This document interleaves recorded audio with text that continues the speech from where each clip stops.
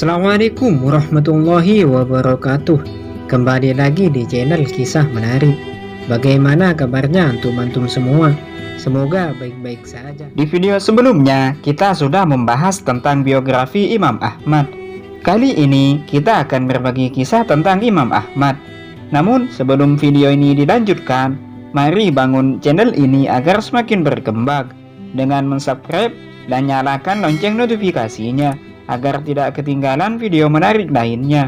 Jangan lupa tonton video ini sampai selesai. Terima kasih bagi Anda yang sudah mensupport channel kami. Ibu Imam Ahmad bernama Sofiyah. Sofiyah adalah orang yang sangat memperhatikan putra yatimnya, yaitu Imam Ahmad. Sofiyah memilih tetap menjanda pada usianya yang terbilang muda demi mengasuh Imam Ahmad.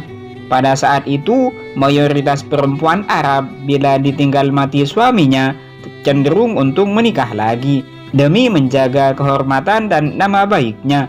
Bahkan sudah menjadi tradisi wanita ditinggal mati suaminya atau dicerai harus segera menikah lagi. Tetapi berbeda dengan mayoritas perempuan Arab, Sofiyah bertekad untuk totalitas mengasuh putranya yang kelak akan menjadi imam besar sepanjang zaman. Ketika ditinggal suami, Sofiyah masih berumur atau berusia 30 tahun. Kasih sayang dan perhatian penuh yang diberikan oleh sang ibu telah mendidik Imam Ahmad tumbuh menjadi seorang pemuda yang berbakti kepada orang tuanya. Pernah suatu ketika Imam Ahmad menolak menyeberangi sungai Tigris untuk sekedar menerima hadis bersama teman-temannya. Dari Jarir ibnu Abdul Hamid, ulama ahli ra'yuh, saat teman-temannya mengajaknya, Imam Ahmad mengatakan, "Ibuku tidak mengizinkanku melakukannya."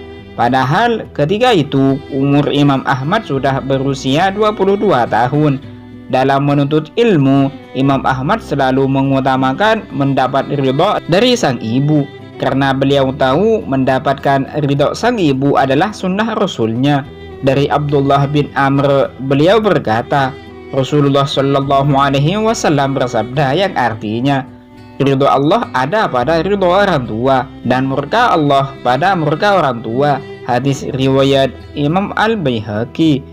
Sedangkan di kisah lain ada sebuah kisah dalam kitab Tabaqat Al-Hanabilah karya Ibnu Abi Ya'la, bahwa suatu hari Imam Ahmad bin Hambal rahimahullah sedang berada di masjid. Kemudian datanglah Khalifah Al-Abbas Al-Mutawakkil kepada beliau memberitahukan bahwa ada kerabatnya yang bernama Jariyah kerasukan jin. Khalifah Al-Mutawakkil meminta Imam Ahmad rahimahullah untuk berdoa kepada Allah agar kerabatnya diberi kesembuhan.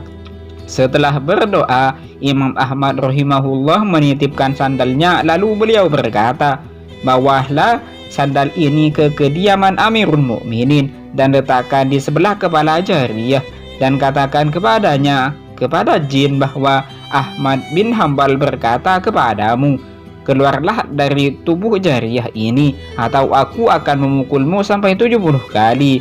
Lantas jin tersebut berkata melalui lisan Jariyah, "Aku mendengar dan taat. Kalaupun seandainya Ahmad bin Hambal menyuruhku pergi dari Irak, aku pasti akan menuruti perintahnya. Sesungguhnya dia itu orang yang taat kepada Allah. Barang siapa yang taat kepada Allah, siapapun akan menurut kepadanya." Kemudian keluarlah jin tersebut dari tubuh Jariyah. Sepeninggal Imam Ahmad bin Hambal wafat, jin yang dahulu kembali merasuk pada tubuh Jariyah. Khalifah Al-Mutawakkil lantas mendatangi penerus dakwah Imam Ahmad, yakni Imam Al-Mawardi rahimahullah, lalu memberitahukan kepada Jariyah.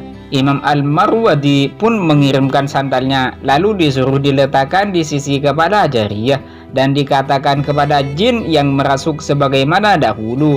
Alih-alih keluar, jin ifrit tadi menjawab, "Aku tidak akan keluar. Aku tidak mau menuruti perintahmu. Sesungguhnya Ahmad bin Hambal itulah yang taat kepada Allah dan aku hanya mau menuruti perintahnya." Sedangkan dikisahkan di kisah yang lainnya, suatu malam Imam Ahmad bin Hambal mau menghabiskan malamnya di masjid. Akan tetapi beliau dihalangi oleh pengawal masjid. Sudah susah payah beliau mencoba, namun tetap hasilnya nihil. Imam Ahmad pun berkata, saya akan tidur di tempat saya berdiri ini. Dan beliau benar-benar melakukan seperti yang dikatakannya. Namun pengawal itu tetap berusaha menarik beliau menjauhi masjid. Kelihatan Imam Ahmad tenang dan tampak pada raut wajahnya ciri-ciri seorang insan yang mulia. Dalam situasi itu, seorang pembuat roti telah melihatnya. Lantas dia membawa imam keluar dari kawasan masjid itu dan menawarkan kepadanya tempat untuk bermalam. Maka Imam Ahmad pun beredar bersama pembuat roti itu, dan beliau telah dilayani dengan layanan yang sangat baik. Kemudian si pembuat roti itu pun meninggalkan Imam Ahmad berehat, dan dia pergi menguli tepung. Imam Ahmad mendengar pembuat roti itu beristighfar tanpa henti sepanjang malam. Ini membuatkan Imam Ahmad merasa kagum kepadanya. Setelah menjelang pagi, Imam Ahmad bertanya kepada pembuat roti itu tentang istighfarnya malam tadi. Apakah kamu dapat hasil dari istighfarmu itu? Imam Ahmad sengaja bertanyakan persoalan itu, sedangkan beliau sendiri sudah mengetahui kelebihan dan faedah istighfar. Pembuat roti itu menjawab, ya, demi Allah aku tidak berdoa dengan satu doa pun kecuali ia akan dikabulkan oleh Allah. Cuma ada satu doa lagi yang masih belum diperkenankan. Lantas Imam Ahmad bin Hanbal bertanya, apakah doa itu? Pembuat roti pun berkata, aku mau melihat Imam Ahmad bin Hanbal. Lantas Imam Ahmad bin Hanbal berkata, akulah Ahmad bin Hanbal.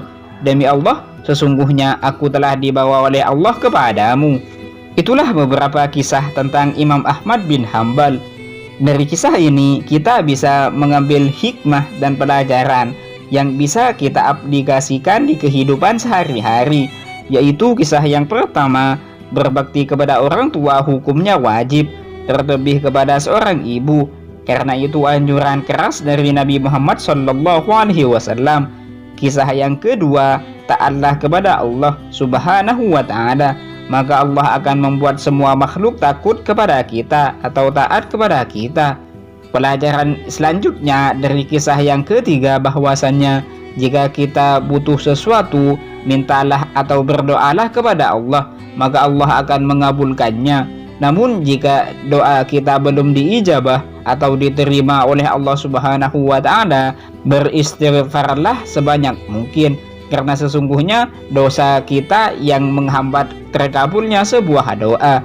Cukup sekian video kali ini. Semoga kita bisa mengambil hikmah dan pelajaran dari kisah Imam Ahmad.